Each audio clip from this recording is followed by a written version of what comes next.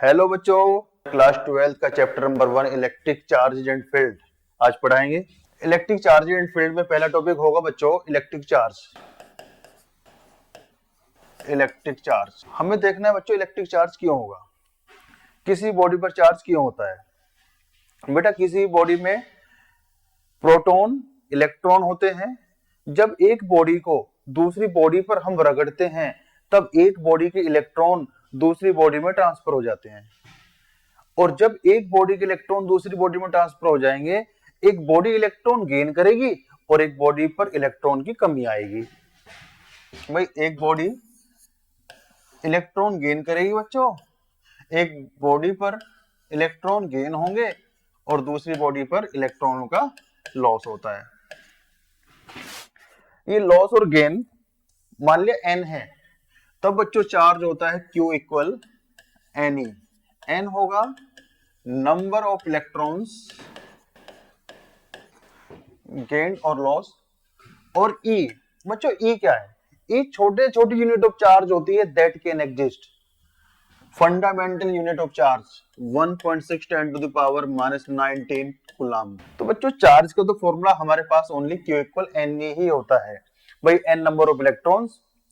Charge two type के होते हैं, नंबर 1 पॉजिटिव चार्ज और नंबर 2 नेगेटिव चार्ज। बच्चों दो टाइप के चार्ज होते हैं, positive charge and negative charge. Positive charge कब होगा?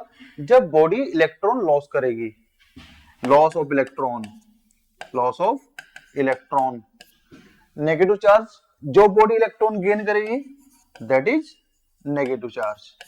यूनिट कूलम होती है ऐसा यूनिट, बट बच्चों coulomb is a big unit. Small unit हमें देखनी है। Number 1 milli coulomb 10 to the power -3 coulomb.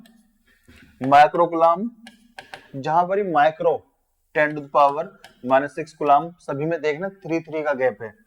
Nano coulomb, nano n nano 9 10 to the power -9। Pico coulomb 10 to the power -12 coulomb. सभी units में 3 का gap होता है बच्चों। Pico coulomb 10 to the power -12 coulomb, nano coulomb 10 to the power -9 coulomb, micro coulomb 10 to the power -6 coulomb, milli coulomb 10 to the power -3 coulomb. ये आपको याद करना है। देखना है बच्चों में property of charge. Property of charge में पहली प्रॉपर्टी एडिटिव नेचर।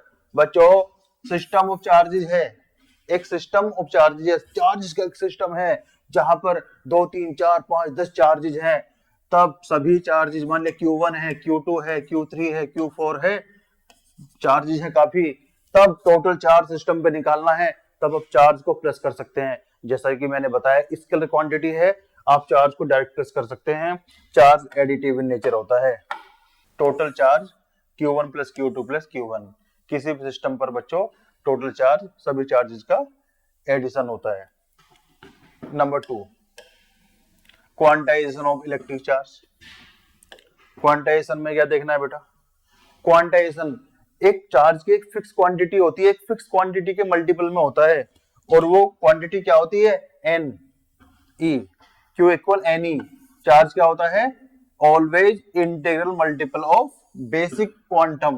एक स्मॉल यूनिट होती है चार्ज की, एक क्वांटम होता है, that is fundamental unit of charge 1.6 10 to the power -19 coulomb. तो बच्चों Q की वैल्यू होती है Ne, जहां पर n क्या होता है? इंटीजर। 0 + 1 -1 + 2 -2 + 3 -3। नेक्स्ट होगा बच्चों conservation of charge. Total charge of an isolated system remains constant. Isolated का मतलब क्या होता है? जिसका किसी और से लेना देना ना हो, जो किसी और को चार्ज ट्रांसफर ना तो कर सके, ना चार्ज ले सके, ना दे सके। या बच्चों ये कह सकते हैं दो बॉडी हैं, दो बॉडी पर मान ले 8 कूलम का चार्ज है, 6 कूलम का चार्ज है। 1 कूलम का चार्ज इसने इसको दे दिया, इस पर कितना बचेगा? 7 कूलम बचेगा। इस पर कितना बचेगा? 7 कूलम। अभी भी 14 है, पहले ही 14 था। टोटल चार्ज तो बच्चों वही रहेगा, टोटल चार्ज में कोई चेंज नहीं होगा। ये होता है हमारा conservation of charge. Next topic जिसका आपको इंतजार है, और वो है बच्चों कूलम्स लॉ। कूलम्स लॉ में 2 पॉइंट चार्जेज होंगे Q1 Q2, दोनों एक दूसरे पर इक्वल फोर्स लगाएंगे बच्चों।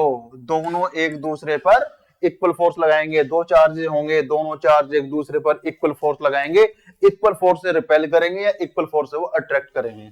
अब वो फोर्स कितना होगा, वो फोर्स आपको बताया कुलाम ने। कुलाम ने कहा यदि दो चार्जेस हैं, दोनों के बीच में जो लगने वाला फोर्स होगा बच्चों, वो दोनों चार्जेस के प्रोडक्ट के डायरेक्टली प्रोपोर्शनल होगा। कुलाम ने दोनों चार्जेस को बढ़ाया तो फोर्स भी बढ़ा, और दोनों के बीच के डिस्टेंस को बढ़ाया तब फोर्स घट गया। कंबाइन करने पर हमने यहां पर एक कांस्टेंट लगा दिया, F equal Q1 Q2 upon R square, and this constant is known as, this constant के as 1 upon 4 pi epsilon naught, जहां पर एप्सिलॉन नॉट होता है electrical permittivity of vacuum or air, and that is equal to 9 10 to the power 9। Unit आप बता सकते हैं, force की न्यूटन होगी, आर स्क्वायर मल्टीप्लाई में पहुंच जाएगा upon coulomb coulomb coulomb square. Epsilon naught electrical permittivity 8.85 10 to the power -12। 1 upon epsilon naught है तो के की यूनिट का उल्टा हो जाएगा, कुलाम के square upon newton metre square. ये हुआ बच्चों दो चार्ज के बीच में force, 1 upon 4 pi epsilon naught, 1 upon 4 pi epsilon naught Q1 Q2 upon R square. बच्चों force is a vector quantity, vector quantity है, लेकिन ये हम मैग्नीट्यूड निकाल रहे हैं। ये क्या है, मैग्नीट्यूड ऑफ द फोर्स। जब मैग्नीट्यूड निकाल रहे हैं तब हम यहाँ पर चार्जेस को नेगेटिव लेंगे। अगर नेगेटिव चार्ज भी है तब भी हम पॉजिटिव लेंगे, क्योंकि हम चार्ज फोर्स का मैग्नीट्यूड निकाल रहे हैं। यदि हमें वेक्टर फॉर्म में निकालना है तब हम चार्ज को विद साइन लेंगे। ध्यान रखेंगे इस फॉर्मूले में चार्ज को नेगेटिव नहीं लेंगे, क्योंकि हम चार्ज का यहाँ पर ओनली फोर्स का मैग्नीट्यूड निकाल रहे हैं, तो चार्ज को हम ओनली पॉजिटिव लेंगे बच्चों। अब बच्चों ये भी देखना है भाई चार्ज फोर्स की डायरेक्शन क्या होगी। फोर्स की direction very simple, like charge करते हैं रिपेल और अनलाइक चार्ज करते हैं attract. Like charges repel and unlike charges attract, like charges repel and unlike charges attract। like charge positive को रिपेल करेगा, पॉजिटिव नेगेटिव को अट्रैक्ट करेगा, नेगेटिव को रिपेल करेगा बच्चों। like चार्ज सेम टाइप के चार्ज हैं, रिपेल। देखते हैं आगे, Coulomb's law in vector form, in vector form. अब बेटा फोर्स पढ़ तो लिया आपने, फोर्स का मैग्नीट्यूड पढ़ लिया, लेकिन जब फोर्स में डायरेक्शन होती है तो वेक्टर फॉर्म में भी लिखेंगे। Late two charges Q1 and Q2, दो चार्जेस हैं Q1 Q2, पहले चार्जेस R1 वेक्टर पे रखा हुआ है, दूसरा चार्जेस R2 वेक्टर। दोनों पॉइंट के पोजीशन वेक्टर आपको दे दिए गए हैं, दोनों पॉइंट के पोजीशन वेक्टर आपको दे दिए गए हैं, R1 vector and R2 vector. तब हमें बताना है Q1 पे कितना फोर्स होगा और Q2 पे कितना फोर्स होगा। अगर मैं लेट कर लेता हूं दोनों के बीच के डिस्टेंस R है, तब बच्चों सिंपल फॉर्म में आप जानते हैं फोर्स की वैल्यू कितनी होगी, 1 अपॉन 4 पाई एप्सिलॉन नॉट, बहुत बार पढ़ा है आपने, Q1 Q2 by R square. लेकिन ये तो मैग्नीट्यूड है, डायरेक्शन के लिए हम ये लेट करके चल रहे हैं कि दोनों पॉजिटिव चार्ज ही हैं, तो ये भी रिपेल करेगा F1, ये भी रिपेल करेगा बच्चों, इस पर फोर्स लगेगा F2। अब हमें देखना है कि Q1 पे क्या डायरेक्शन होगी फोर्स की। फोर्स ऑन Q1 चार्ज पे फोर्स देखते हैं क्या होगा। Q1 पे फोर्स पहले तो लेफ्ट में है, तो बच्चों हमें पहले तो ये देखना है कि लेफ्ट डायरेक्शन में वेक्टर क्या होगा। बट आप जानते हैं दो पॉइंट चार्ज, मान लिया दो पोजीशन वेक्टर हैं, R1 vector and R2 vector. मुझे R2 टू R1 यदि वेक्टर निकालना है, वो वेक्टर निकालना है जो 2 को 1 से ज्वाइन करता है, that is known as R1 vector minus R2 vector. अब बच्चों आपको फोर्स ऑन Q1 निकालना है। तो बेटा Q1 फोर्स कहां पर है? लेफ्ट में है। लेफ्ट में फोर्स है तो लेफ्ट में वेक्टर क्या आएगा? R2 टू R1 वेक्टर आएगा लेफ्ट में। लेफ्ट में आएगा R2 टू R1 वेक्टर। तब बच्चों R वेक्टर की वैल्यू कितनी होगी? R वेक्टर हो जाएगा R1 vector minus R2 vector.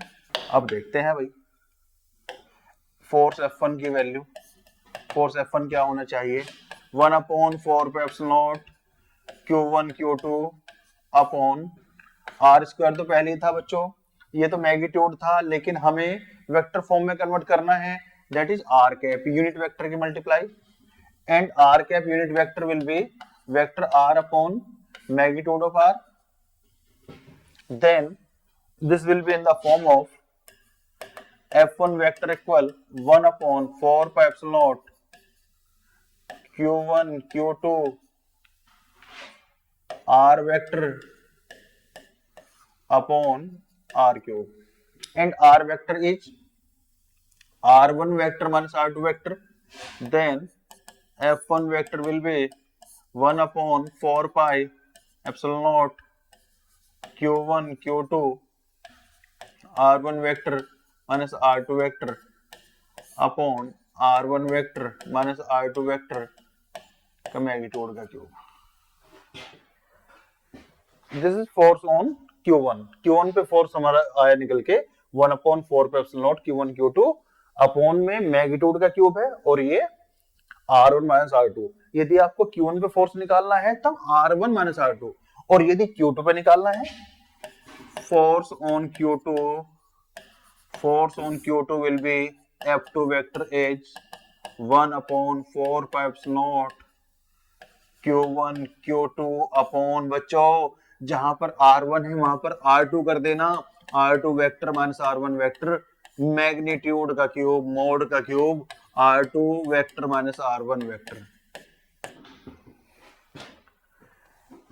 यहां पर एक ध्यान और भी रखना है बच्चों, चार्ज यदि नेगेटिव होगा तब आप नेगेटिव लेंगे और पॉजिटिव होगा पॉजिटिव लेंगे, क्योंकि वेक्टर फॉर्म में है। अब भाई जब आपने मैग्नीट्यूड ओनली निकाला था तब नेगेटिव चार्ज आपने नहीं लिया था, नेगेटिव चार्ज को पॉजिटिव लेते थे हम, लेकिन यदि वेक्टर फॉर्म में हम चार्ज की वैल्यू रखते हैं, जो भी चार्ज होगा पॉजिटिव चार्ज होगा पॉजिटिव रखेंगे, और नेगेटिव चार्ज होगा हम नेगेटिव वैल्यू ही रखेंगे। यह हो गया बच्चों आपका वेक्टर फॉर्म में कूलम्ब्स लॉ। नेक्स्ट टॉपिक हम पढ़ते हैं इलेक्ट्रिक फील्ड। बेटा इलेक्ट्रिक फील्ड में भाई दो चीजें होती हैं। भाई फील्ड का मतलब तो आप जानते हैं, रीजन होता है, एरिया होता है। तो बेटा वो एरिया, एक चार्ज के अराउंड का एरिया, जहां पर कोई भी दूसरा चार्ज एक फोर्स एक्सपीरियंस कर सके, वो होता है हमारा इलेक्ट्रिक फील्ड। तो ये तो हमारा बच्चों एक रीजन होता है, एक एरिया होता है। ये क्या होता है? रीजन होता है और एरिया होता है। बच्चों ये हमें नहीं पढ़ना है, ये आपको पता होना चाहिए कि वो रीजन जहां पर कोई भी चार्ज इलेक्ट्रिक फोर्स एक्सपीरियंस कर रहा है, that is known as electric field. लेकिन हमें इलेक्ट्रिक फील्ड की स्ट्रेंथ निकालनी है, जिसको हम बोलेंगे बच्चों इलेक्ट्रिक फील्ड इंटेंसिटी बोलेंगे, और सिंपली हम और बुक्स में भी हम इलेक्ट्रिक फील्ड ही यूज कर देते हैं बच्चों, इंटेंसिटी हम नहीं लिखते। अगर इलेक्ट्रिक फील्ड भी लिखा होता है तब भी हम यही मानते हैं कि इलेक्ट्रिक फील्ड इंटेंसिटी पूछा गया, इलेक्ट्रिक फील्ड की स्ट्रेंथ पूछी गई है। और ये स्ट्रेंथ के लिए जो बच्चों डेफिनेशन होगी, किसी भी पॉइंट पर हमें इलेक्ट्रिक फील्ड स्ट्रेंथ निकालनी है, तब उसके लिए हमारा फॉर्मूला होगा क्या? भाई हमें मान लिया इस पॉइंट पर इलेक्ट्रिक फील्ड इंटेंसिटी निकालनी है, इस पॉइंट पर हमें इलेक्ट्रिक फील्ड निकालना है, तब बच्चों हम एक काम करेंगे, इस पॉइंट पर unit positive charge +1 coulomb put करेंगे और देखेंगे +1 कूलम्ब कितना फोर्स एक्सपीरियंस कर रहा है। Force per unit charge at that point, force per unit charge placed at that point is known as electric field intensity। +1 coulomb तो charge होगा नहीं आपके पास में, तो हम एक काम करेंगे बच्चों, यहां पर हमने कोई भी चार्ज Q रखा, तो इस पॉइंट पर मुझे इलेक्ट्रिक फील्ड इंटेंसिटी बताना है बच्चों। तो मैं क्या करता हूं, एक चार्ज Q यहां पर लाता हूं और देखता हूं Q चार्ज कितना फोर्स एक्सपीरियंस करेगा। यदि Q charge F force experience कर रहा है, तब F इलेक्ट्रिक फील्ड इंटेंसिटी होता है बच्चों force per unit charge. Force per unit positive charge is known as electric field intensity. Unit newton per coulomb, vector quantity, force की तरह ये भी वेक्टर क्वांटिटी है। यहां पर भी सुपरपोजिशन प्रिंसिपल होगा। Electric field due to point charge Q, electric field due to point charge Q। बच्चों मान लिया पॉइंट चार्ज Q है, ये पॉइंट चार्ज है Q, और हम देखते हैं इस पॉइंट चार्ज Q का इफेक्ट यहां पर तो होगा ही होगा। भाई फील्ड क्या है, फील्ड किसी दूसरे चार्ज द्वारा क्रिएट होता है।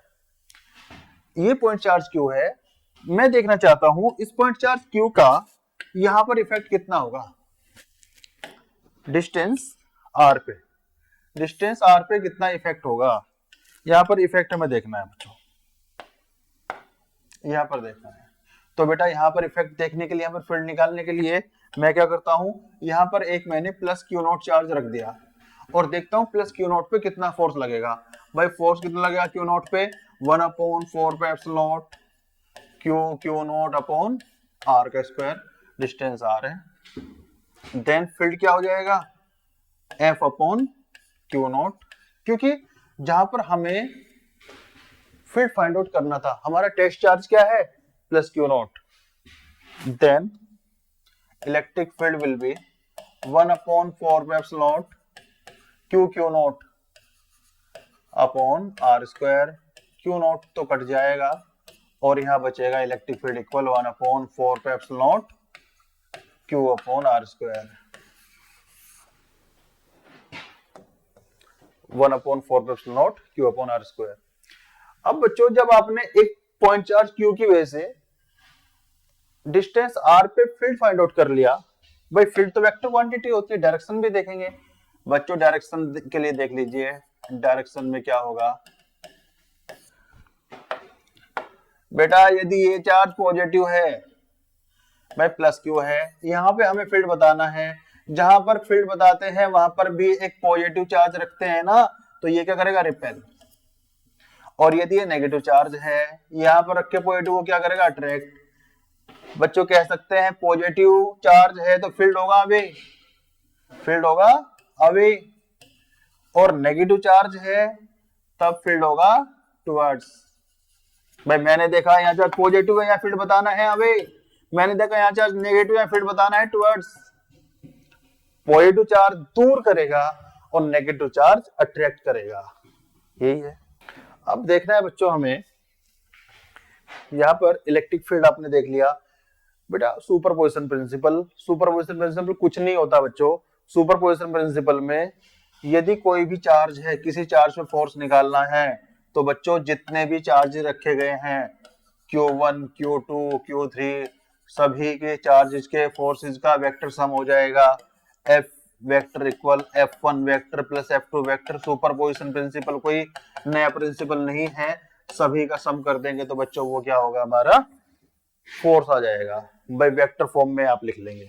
Electric dipole, dipole means two pole हैं, एक चार्ज नेगेटिव होगा एक पॉजिटिव होगा और दोनों के बीच में डिस्टेंस 2a है। डेफिनेशन देंगे, electric dipole is a pair of two equal and unlike charges.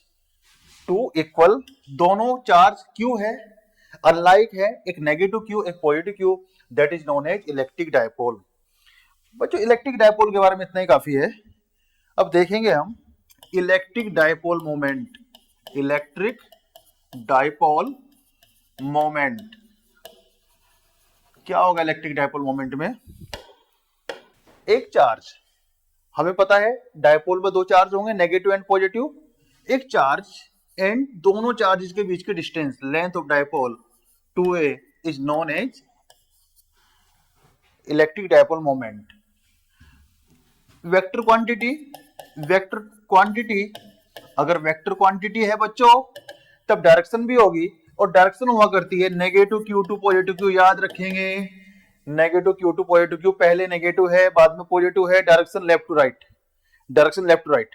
Direction में कभी आपको कोई कंफ्यूजन ना हो, आप एक काम कीजिए, ऑलवेज चार्ज लेंगे नेगेटिव क्यू लेफ्ट में और पॉजिटिव क्यू राइट में, कभी आप में डायरेक्शन को कोई दिक्कत होगी नहीं।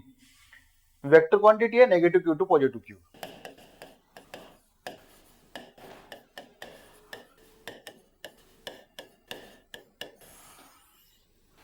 डायपोल में ये तीन डेरिवेशन है, इलेक्ट्रिक, दो इलेक्ट्रिक फील्ड के और एक टॉर्क का। तीनों डेरिवेशन में एक या दो डेरिवेशन तो बोर्ड में पक्का आते हैं।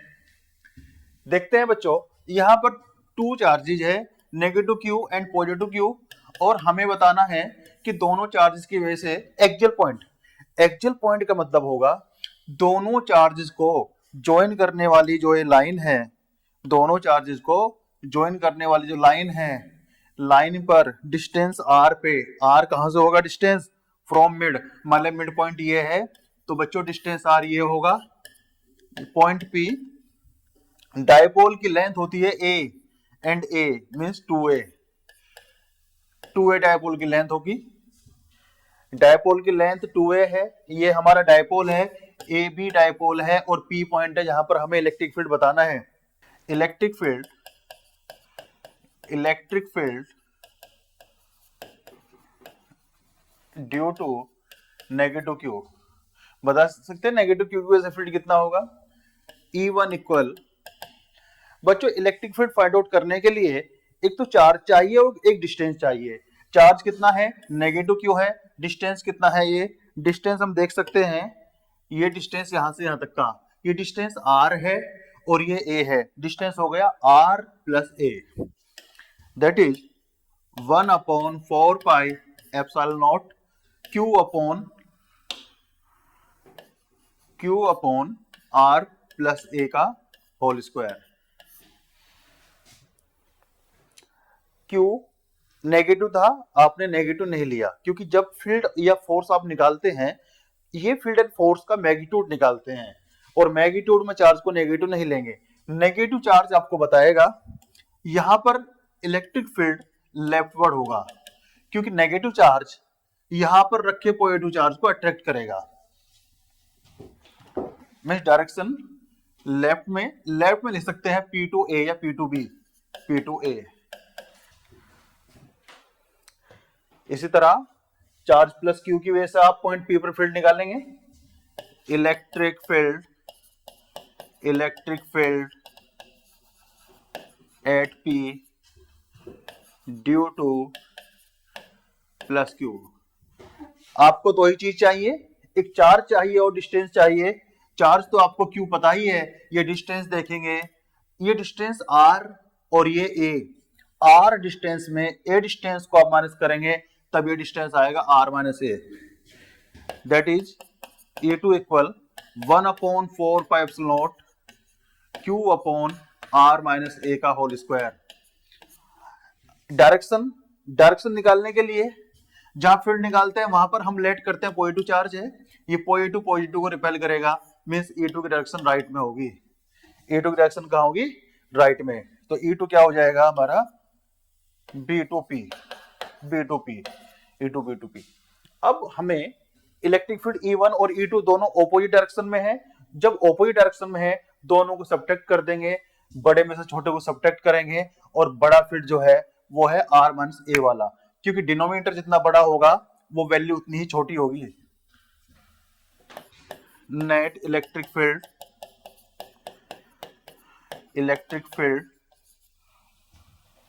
Equal E2 minus E1, that is दोनों फील्ड में Q upon 4 pi epsilon naught तो common, 1/4 pi epsilon naught 1 upon R minus A का whole square minus 1 upon R plus A का होल स्क्वायर।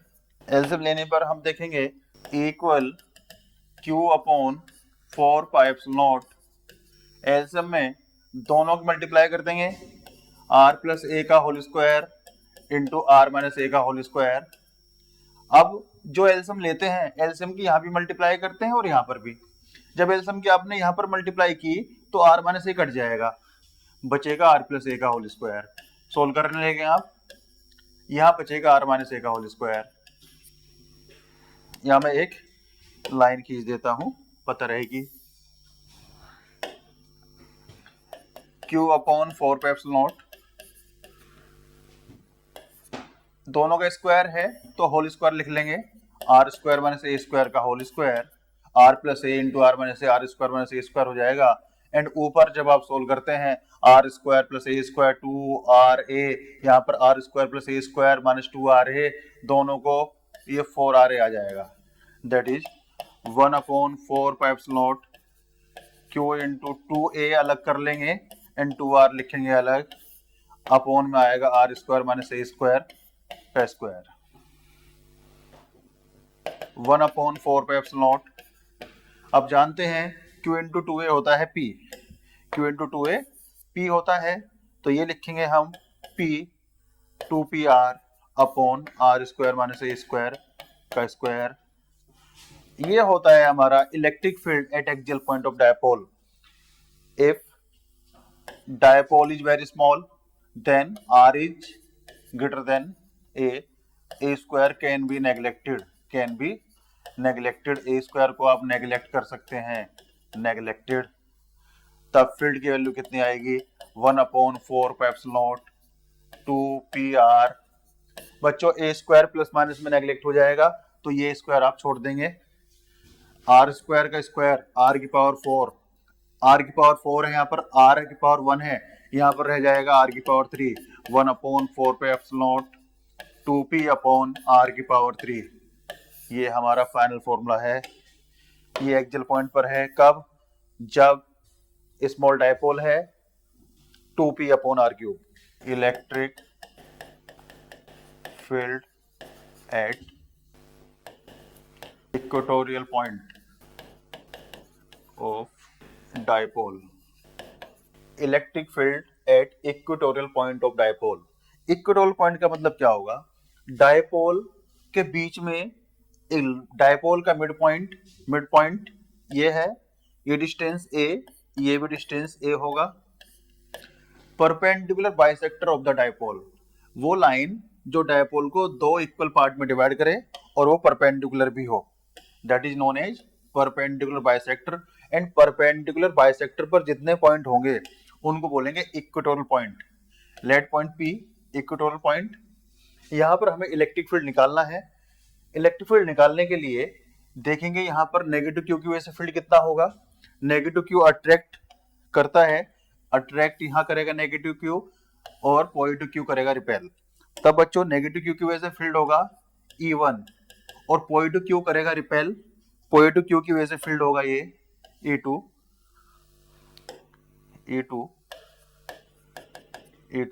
अब हम E1 E2 की value find out कर सकते हैं और E1 E2 की वैल्यू फाइंड आउट करने से पहले हमें डिस्टेंस पता होना चाहिए। ये डिस्टेंस पता करने के लिए, ये डिस्टेंस R होता है, तब ये डिस्टेंस पता करने के लिए हम यहाँ पर पाइथागोरस थ्योरम यूज कर सकते हैं। Perpendicular square plus base square equals hypotenuse square. Then PA will be, PA PB दोनों इक्वल ही होंगे R square plus A square का square root. Now due to charge minus Q point P पर electric field find out करना है। That is electric field को मैं only EF लिख रहा हूं due to negative Q, that is E1 equal 1 upon 4 pi epsilon naught Q upon, ये distance कितना है, ये डिस्टेंस है PA root R square plus A square. Root है, स्क्वायर भी है, कट जाएगा। Direction negative Q charge field को अट्रैक्ट करता है, फील्ड होगा toward the charge, means P2A, field हो जाएगा P2A। Now electric field due to positive Q, E2 will be 1 upon 4 pi epsilon naught Q upon R square plus A square. ये भी इतना ही होगा बिकॉज चार्ज का magnitude भी Q है और डिस्टेंस भी वही है, but direction positive Q repel करता है, दैट इज E2, डायरेक्शन होगी B2P। That is B to P। हमें नेट इलेक्ट्रिक फील्ड निकालना है, दोनों इलेक्ट्रिक फील्ड का हमें रिजल्टेंट निकालना है। रिजल्टेंट निकालने के लिए एक काम करते हैं, ये एंगल थीटा है और ये एक लाइन एक ड्रॉ करते हैं हम यहाँ पर, ये रही लाइन, ये एंगल थीटा, ये भी थीटा होगा, ये एंगल थीटा, ये भी थीटा होगा। Both angle are corresponding and these angles are alternate interior angles. अब E1 E2 डिफरेंट डायरेक्शंस में है, दोनों कंपोनेंट ब्रेक करते हैं। E1 को थीटा डिग्री पर, थीटा एंगल पर कंपोनेंट cos कंपोनेंट आएगा E1 cos थीटा, और यहां पर आएगा E1 sin थीटा। E2 का थीटा एंगल पर component E2 cos theta and perpendicular component E2 sin theta. Sign component E1 E2 equal भी हैं मैग्नीट्यूड में, दोनों इक्वल है मैग्नीट्यूड में, और डायरेक्शन ऑपोजिट है।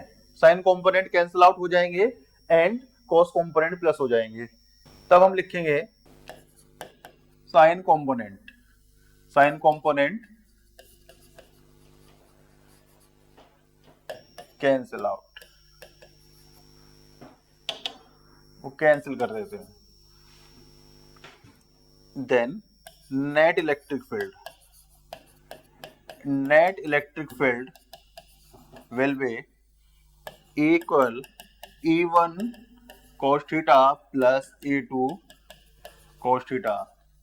दोनों को प्लस करने के लिए E1 E2 दोनों इक्वल हैं मैग्नीट्यूड में, तो दोनों को मैं E1 ही लिख रहा हूं, तो ये आएगा E1 cos theta plus E1 cos theta, that is 2E1 cos theta।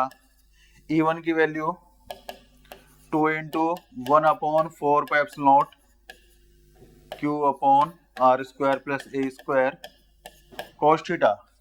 cos theta निकालने के लिए base upon hypotenuse, A upon hypotenuse root R square plus A square. Now electric field, यहां पर 2QA तीनों के एक साथ लिखें, Q into 2A that is dipole moment 1 upon 4 pi epsilon not, और डायपोल मोमेंट होता है P। यहाँ पावर 1 है और रूट का मतलब पावर हाफ, ये हो जाएगा R square plus A square की power 3/2। Now if A is very small then it's compare to R, then A square can be neglected. जैसा कि हम हर बार करते हैं, ये तो स्टेप आपको याद कर ही लेना है। देन A स्क्वायर नेग्लेक्ट कर देंगे, then electric field will be 1 upon 4 pi epsilon naught P upon R square की पावर 3/2, 2 कट जाएगा R क्यूब। ये हो गया हमारा E equal 1 upon 4 pi epsilon naught P upon R cube, electric field at equatorial point of dipole. And बच्चों axial point पर अभी आपने पढ़ा था 2P अपॉन R क्यूब, यहां पर P upon R cube, equatorial point पर फील्ड एक्सियल पॉइंट का हाफ होता है।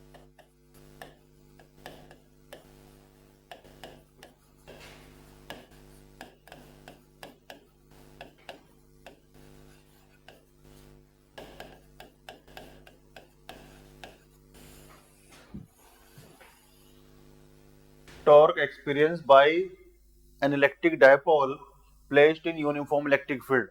यूनिफॉर्म इलेक्ट्रिक फील्ड मीन्स वो इलेक्ट्रिक फील्ड जिसकी वैल्यू चेंज ना हो। यूनिफॉर्म इलेक्ट्रिक फील्ड के लिए हम एरो बना के, पैरेलल एरो बना के हम डिनोट करते हैं। ये हमारा यूनिफॉर्म इलेक्ट्रिक फील्ड है, ये हमारा यूनिफॉर्म इलेक्ट्रिक फील्ड है।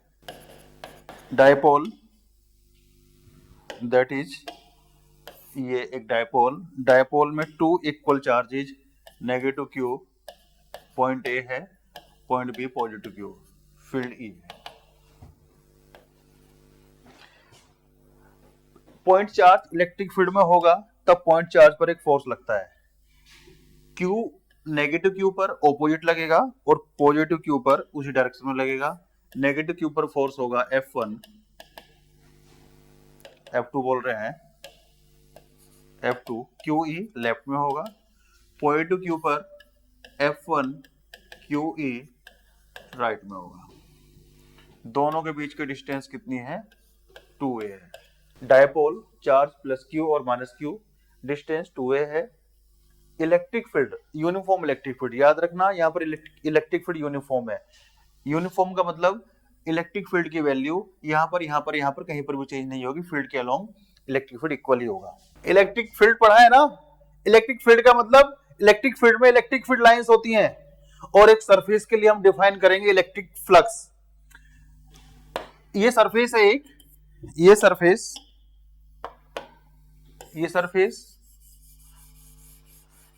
और ये सरफेस इलेक्ट्रिक फील्ड ई में रखा हुआ है। इलेक्ट्रिक फील्ड ई में ये सरफेस रखा हुआ है, ये फील्ड ई है। फील्ड ई है तो फील्ड ई में फील्ड लाइंस होंगी। तब हमने फ्लक्स को डिफाइन किया, total number of electric field lines passing through a surface normally, through a surface normally। एक सरफेस के नॉर्मली जितने number of field lines pass होंगी, इलेक्ट्रिक फील्ड का मतलब होता है number of field lines per unit area. अब बच्चों यहां पर हमें देखना है कितने फील्ड लाइंस पास होगी।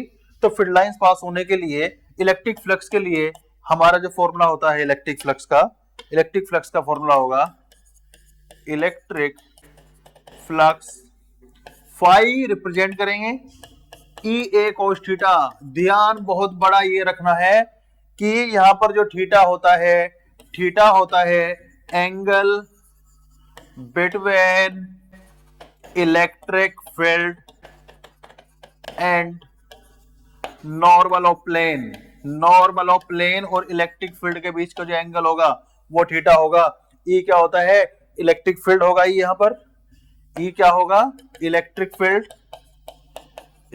फील्ड और ए क्या होगा, एरिया। ध्यान यही रखना है कि थीटा होगा हमारा angle between electric field and normal of the plane. बच्चों अगर प्लेन ये है तो प्लेन का नॉर्मल ये होगा। Number of electric field lines passing through a surface, total number of electric field lines passing through a surface normally. Vector form में अगर हम ये फॉर्मूला देखते हैं, इन वेक्टर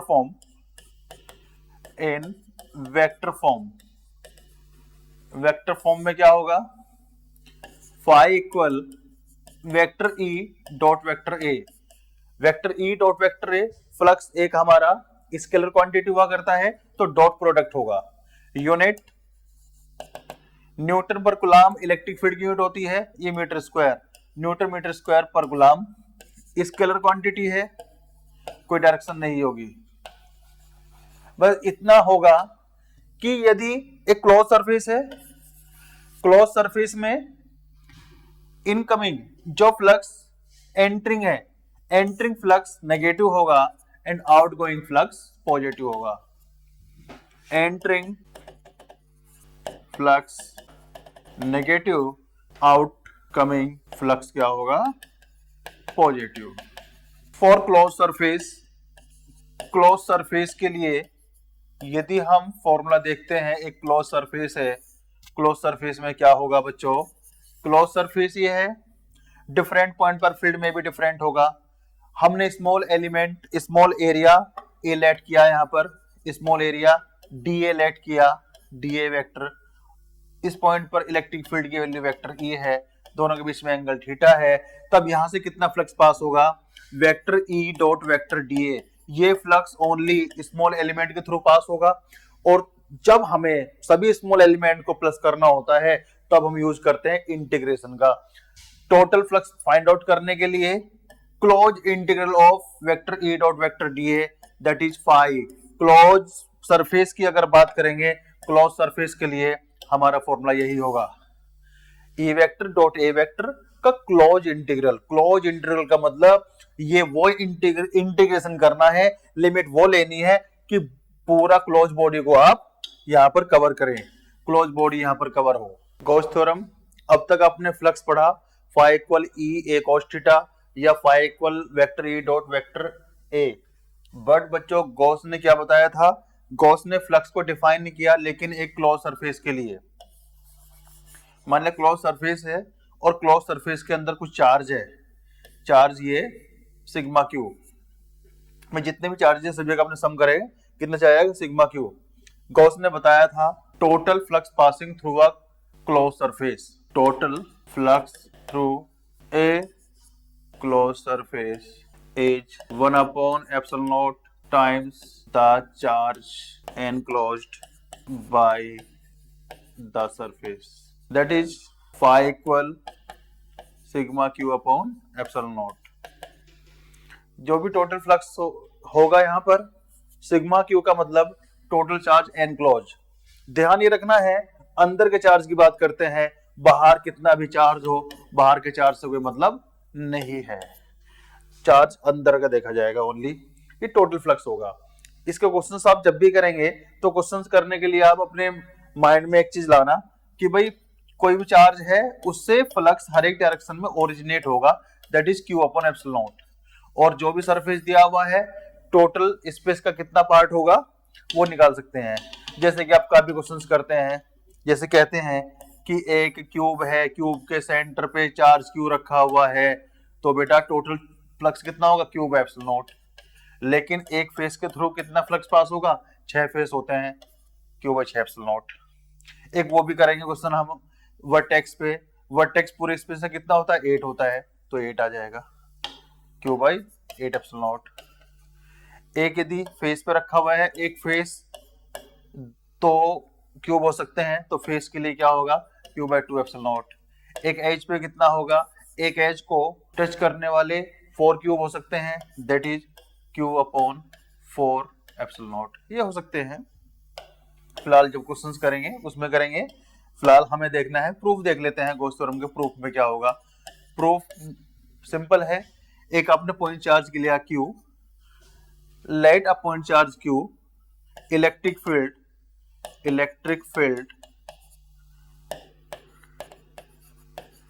ड्यू टू क्यू कितना होता है equal 1/4 pi epsilon naught Q upon R square होता है। बच्चों जब भी आपको इलेक्ट्रिक फील्ड पर गॉस थ्योरम अप्लाई करनी पड़ेगी, जब तो गॉस थ्योरम अप्लाई करने के लिए आप क्या करेंगे, एक गॉसन सरफेस लेंगे। मैंने गॉसन सरफेस ले लिया, डिस्टेंस r पे, रेडियस r का एक गॉसन सरफेस लिया स्फेरिकल, और यहाँ पर स्मॉल एलिमेंट dA वेक्टर या फील्ड वेक्टर E है। वैसे आपको पता है एरिया और फील्ड की दोनों की डायरेक्शन एक ही होगी, तब हमें यहाँ पर निकालना है flux vector E dot vector dA। Vector E distance equal है, हर एक पॉइंट पर इलेक्ट्रिक फील्ड तो कांस्टेंट ही होगा, तब आप E dA को 0 1 होता है और E को बाहर निकालेंगे close integral of dA। E की वैल्यू क्योंकि पॉइंट चार्ज है, due to point charge electric field 1/4 pi epsilon naught Q upon R square and close integral of dA, सभी dA को प्लस करना है, स्फेरिकल सरफेस आएगा, स्फेरिकल सरफेस का total area होता है 4 pi R square, 4 pi cancel out हो जाएगा, आर स्क्वायर कैंसिल आउट हो जाएगा, that is E dot dA vector equal Q by epsilon not. यही गॉस थ्योरम है और यही आपको प्रूफ करना है। मैं यहां पर लिख देता हूं